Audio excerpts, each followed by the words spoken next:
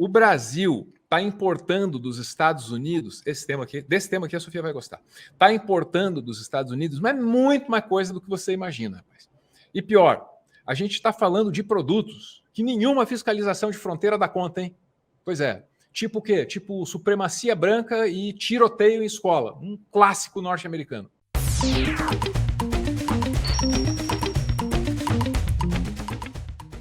Tem coisa que define os Estados Unidos, né? Refeição com um brinquedo, né?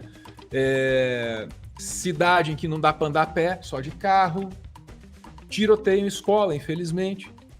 Né? E essas são coisas assim que a gente tenta levar na leveza, mas nem sempre consegue, tá? No momento em que eu tô tendo essa conversa aqui com você, aconteceu de novo, no Brasil, mais um tiroteio desses em escola, né? E aí, eu não quero noticiar isso, eu não quero falar disso diretamente, eu quero propor uma reflexão a partir do fenômeno social, que é horrível, tá? E para isso, numa entrevista lá pro Vilela, no que eu acho que é o melhor desses podcasts aí, eu adoro Inteligência Limitada. Olha lá. Inventou lá na época da Copa de 50 uma expressão chamada complexo de vira-latas, né? E essa expressão tinha a ver lá com o contexto do Brasil ter perdido para o Uruguai, né, no Maracanã ali em 1950, na Copa, mas ele vai falar do complexo de vira-latas muito pensando essa incapacidade que o brasileiro tem de se orgulhar dos próprios feitos, das próprias conquistas, né? Essa reiterada postura do Brasil de reclamar mesmo quando a coisa está indo bem. Cara, isso é muito interessante. O Nelson Rodrigues estava escrevendo sobre futebol e estava basicamente dizendo, olha, se uma seleção europeia tivesse feito o que a nossa fez e tivesse vindo até aqui, todo mundo ia morrer de orgulho. Vocês não dão valor porque vocês são brasileiros, o nome disso é complexo de vira-lata. Ele estava escrevendo sobre futebol, mas o que ele captou ali é uma simbologia que está muito além do futebol. É uma coisa de base mesmo. É uma visão do Brasil como sociedade. E aí isso se expressa no futebol. Nosso futebol, nosso cinema podia ser melhor. A nossa política é mais corrupta que a dos outros, né? Então, assim, estava se manifestando no futebol, e de lá ele pescou esse fenômeno, né? Mas é um fenômeno da nossa cultura como um todo, cara. O complexo de vira-lata. Essa noção de que somos inferiores ao resto do mundo. Mesmo quando a gente se destaca, né? Mesmo quando a gente se destaca. Né? E de cornetar, sobretudo, quando a coisa tá indo bem. Não é à toa que a gente é campeão de meme, porque o meme aconteceu a tragédia, vem o meme em seguida. Se a gente ri disso, pelo menos a gente se sente um pouco melhor, parece. E vai que isso faça parte do jeitinho mesmo e tudo bem. Agora, qual que é o problema do complexo de vira-lata? O problema é que a gente é induzido, como sociedade, como intelectuais, como quem está pensando no Brasil, a importar ideias que vêm de fora, achando que elas são intrinsecamente melhores do que qualquer ideia que vem de dentro. Ser de fora. E aí tem esse componente, né? Étnico e racial, né? Então o Brasil é inferior porque o Brasil não é europeu o suficiente. Por trás do complexo de vira-lata tem isso também. O que isso nos lega, de legado mesmo? Liberalismo. Roberto Schwarz, um grande intelectual, falava de ideias fora do lugar. É isso, o Brasil importa as ideias e não traduz direito. Ele pega chapada, aquela doutrina liberal, e tenta enfiar no Brasil. Até o marxismo, muitas vezes. Marxismo, a mesma coisa. Sabe? Conservadorismo americano, religioso. Os caras acham que por ser um produto norte-americano ou europeu, é melhor do que qualquer coisa que se pensa aqui dentro. Aí as consequências a gente começa a ver. Por exemplo, o nosso movimento nacionalista cristão, que tem um fundo católico, mas ele é sobretudo evangélico, ele é 100% importado do nacionalismo cristão norte-americano. Cara, você vê do discurso que o pastor... É isso que eu ia falar. Do discurso que o pastor faz no púlpito lá no sermão que ele dá, até as teorias conspiratórias envolvendo LGBT, questões raciais, etc., todas elas são copiadas do que a gente tem nos Estados Unidos. São baita de um problema, porque isso inclusive desloca aquelas que são as prioridades da própria comunidade evangélica aqui no Brasil. Os caras estão simplesmente repetindo uma verdade ou uma percepção da verdade sobre a realidade que não é a nossa. Muito bem, então tá aí, né? Como eu disse aí desde o começo, esse é o Guilherme Casarões, como eu apontei para vocês exatamente desde o começo da nossa fala, desde a nossa conversa. Falando muitas verdades. Vamos lá, estamos importando o que a gente não deve importar dos Estados Unidos. Eu ouço esse cara, aí eu lembro do Silvio Almeida, mas eu lembro do Silvio Almeida lá atrás, antes dele ser ministro do governo Lula, ainda durante o governo Bolsonaro. Quer ver? O que o Silvio vai contar para a gente, cara, é que a gente está importando a supremacia branca. E tem algumas diferenças entre essa modalidade gringa de racismo e a nossa, mas acho que ele pode explicar. Acho não, né? Eu sei que ele pode explicar e eu não. Nós não somos tão brancos como são os brancos europeus. Então, as ideologias do branqueamento, a ideia de que era preciso ser cada vez mais branco para se atingir um patamar de desenvolvimento próximo das chamadas nações civilizadas ou mais desenvolvidas. Mas sempre se teve a ideia de que ninguém era tão branco assim. Então, o branco é superior. Diferentemente dos países, como por exemplo nos Estados Unidos, em que você teve segregação racial e aí se falava de uma outra coisa, que é de supremacia branca. Opa, então a gente tinha a coisa da superioridade branca, aí é como se a gente tivesse dado assim um upgrade, um level up no horror, no terrível, que virou a supremacia branca, que é um troço muito pior e mais tóxico. Será que é isso? Ou não é pior, é só ruim de outro jeito? Vamos ouvir. Que é uma outra coisa. Que na verdade estabeleceu uma linha de corte entre negros e brancos, de tal sorte que são sociedades que se pautam por uma separação. Né? Eu não estou dizendo que uma é melhor que a outra, são desgraças dinâmicas igualmente ruins, mas em contextos distintos. Tá? Só para deixar isso bem claro. Agora, qual a novidade que o governo Bolsonaro traz? Eu acho que pela primeira vez, por conta de uma dinâmica internacional, é importante entender a geopolítica nisso, entender também a degradação das condições econômicas sob o neoliberalismo. O que significa isso? O governo de Jair Bolsonaro traz para o Brasil uma novidade, que é a supremacia branca. Tá aí. O governo do Bolsonaro traz para o Brasil uma novidade que é a supremacia branca. Essa é a aspas, tá? Porra. E é só o maior estudioso do tema no Brasil. Só isso. Né? O governo Bolsonaro traz para o Brasil a supremacia branca.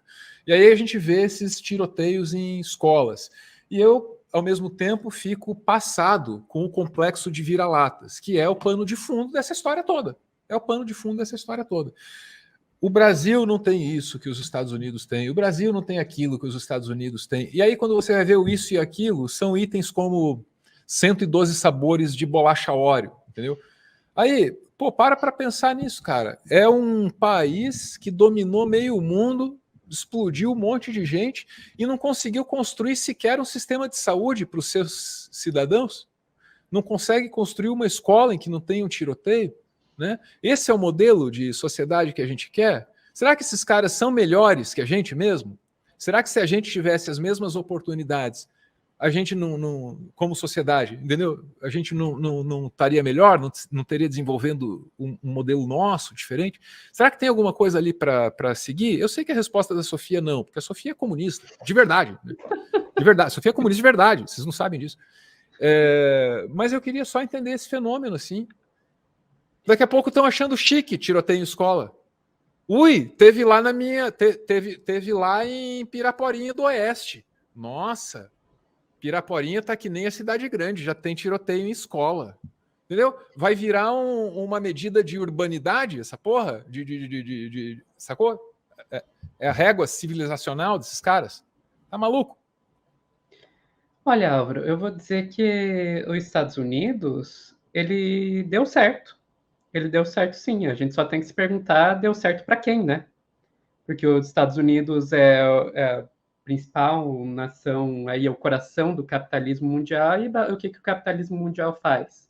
O que o capitalismo faz? Ele concentra a riqueza na mão de pouquíssimas pessoas. E olha a lista de top 10 pessoas mais ricas do mundo e você vai ver um monte de estadunidense lá. Então, sim, ao que ele se propõe, ele deu certo. Errado é quem acha que o capitalismo significa dar certo para todo mundo. E aquilo que eles estavam falando lá, de que a gente importa essas coisas, inclusive os evangélicos e tal, isso é uma realidade que eu vi muito de perto, né? Que eu vim de uma família evangélica. Eu não sou mais evangélica, mas eu sou de uma família evangélica, com vô, tio, primo, pastor, tudo. E eu lembro que quando eu era criança, na igreja, tinha os grupos de louvor e eles faziam as músicas gospel, muitas vezes eram traduções de músicas gospel estadunidenses. O grupo de coreografia da música se chamava King's Kids, que é, então, até em inglês o nome do grupo de coreografia. Você está me dizendo que toda essa explosão neopentecostal tem um pouco a ver com... Sim, e o televangelismo. Qual que é o país que começou o televangelismo? Tudo isso é coisa de gringo, é? Estados Unidos, sim. E uma coisa que o Bolsonaro daí trouxe, que é muito copiar o gringo, é a paixão por armas, né? Por que a gente vê tanto tiroteio nos Estados Unidos? Porque é uma nação extremamente armada, e era exatamente o que o Bolsonaro estava tentando trazer para aqui, armar todo mundo. Não é de se espantar que a hora que você começa a armar todo mundo, vai começar a ter tiroteio na escola, igual acontece lá. Daí eu sei o que você tem aí para me mostrar. Eu vi. Põe aí para nós. Põe aí. Isso aí é incrível. Isso é incrível. Isso é muito coisa de Estados Unidos. Olha lá. Minha amiga, agora me explica que porra é essa. Me narre o absurdo, por favor. Isso que a gente viu aí é uma parede à prova de balas para você abrir ela e as crianças se esconderem dentro quando tiver tiroteio na escola. Agora, eu só te pergunto, você acha que quando começar a ter tiroteio na escola pública aqui no Brasil vai ter essa parede? Sabe o que eu acho mais engraçado? O que te diz sobre uma sociedade que precisa desse tipo de parede? A indústria bélica produz a arma e produz aquele cofre anti-atirador ali. Não é, quem mais pode estar produzindo? Hein? Material à prova de balas. Tomar no cu, rapaz. Pois é. E só para encerrar... A indústria armamentista quer ganhar dinheiro dentro da escola do teu filho. Hein? Esse é o modelo de sociedade que os caras estão propondo para você. Sensacional. Tomar no cu, rapaz. Desculpa, Sofia. Manda. Não, imagina. Só para encerrar, é que tinha muita coisa para falar sobre isso, sobre Estados Unidos, sobre tiroteio, sobre igreja e tal. Só para encerrar, eu acho que esse complexo de vira-lata aí é uma das coisas que a gente precisa derrotar mais urgentemente, porque não existe um caminho para o Brasil se desenvolver da mesma maneira que nenhum outro país.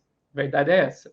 Quer você vá à direita, você não vai conseguir desenvolver o Brasil seguindo a lógica de direita, porque nós não temos quem colonizar para explorar como os países ricos fizeram para conseguir chegar onde estão. Por isso que é idiotice eu ser um social-democrata. E nem pela esquerda... Ela fez assim, ó. Eu não sou um social-democrata. E nem pela esquerda, você não vai conseguir nem pelos sociais-democratas e vou dizer, inclusive, nem pelos modelos marxistas aí da China ou da União Soviética por causa da questão climática. Desculpa, gente, não tem espaço para outra China, para outra União Soviética. A crise climática, ela está aí e vai mudar tudo.